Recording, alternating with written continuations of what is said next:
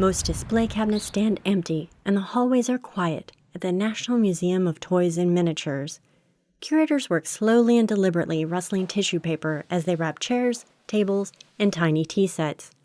Everything down to the smallest candlestick must be wrapped for safe travel to storage. Museum educator Laura Taylor. The museum is undergoing a renovation because our heating and cooling system desperately needed to be replaced. Our humidity levels were really causing some issues with our objects, and so we felt that now was the time to go ahead and create a professional museum environment that would sustain our objects for decades to come. Taylor says with so many objects to move, the task at times has seemed daunting. When you pack your full-scale house, it's quite an endeavor. You have to have boxes, you have to have packing material, you have to pack the dishes just so, you have to have a U-Haul.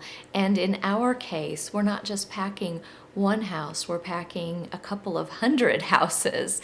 So it's pretty labor-intensive. Collections coordinator Colleen Carver has been working non-stop to carefully document and box up each item. She says that sometimes means opening up pint-sized dollhouse cabinets to look for hidden treasures.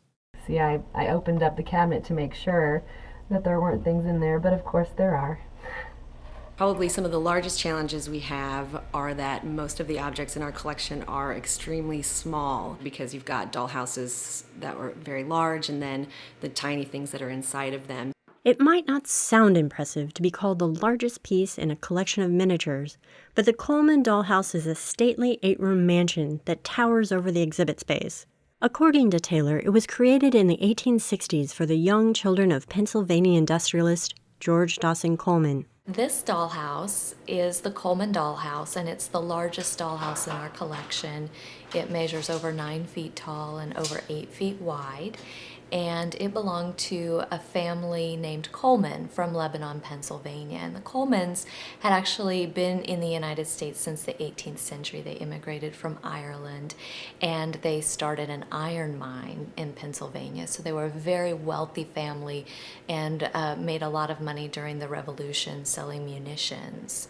Well, the Coleman daughters would have been expected to marry well and to manage large households. So a dollhouse such as this would have been a toy that was used to train them. It was an educational toy. The Coleman dollhouse contains some 500 pieces of miniature furnishings, and Carver says each requires special attention. Once the objects are wrapped, boxes are cataloged and tracked to make sure each house is reunited with its own furniture. Again, Colleen Carver. Many of the dollhouses we have, the contents are original, and even the way that they're set up is original. So there has to be a lot of care taken to make sure that everything stays where it's supposed to be and with the right dollhouse. So Coleman House was actually acquired by the museum without any content, so nothing is original. It's all period appropriate and scale appropriate. Taylor says the Coleman dollhouse was equipped with everything that a young girl of the 19th century would want and more, including gas lighting and what the curators believe may be running water. Well, childhood in the 19th century had a different set of safety standards. When you think about the lives that these children led and the things that they would need to be prepared for, it's very different than what children need to be prepared for today in terms of the types of things that they were handling. For instance, the Coleman dollhouse had gas lighting, which today we think there's no way we would give a child a dollhouse with gas lighting. That just seems insane. But this was the lighting that they had in their house. This is what they were used to. Each object, both large and small, is meticulously described before being packed away in its own Ziploc bag or archival box. And for Taylor, there is great significance in the childhood items the museum preserves. I actually find it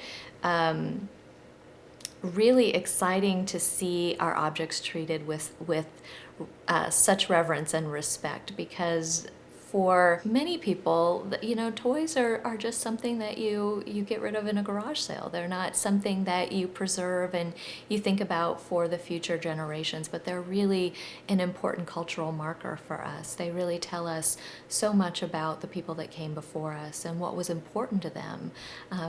If it was important, I can guarantee it was reproduced in a toy. But for now, it's time for these toys to be put away until the museum reopens in early 2015.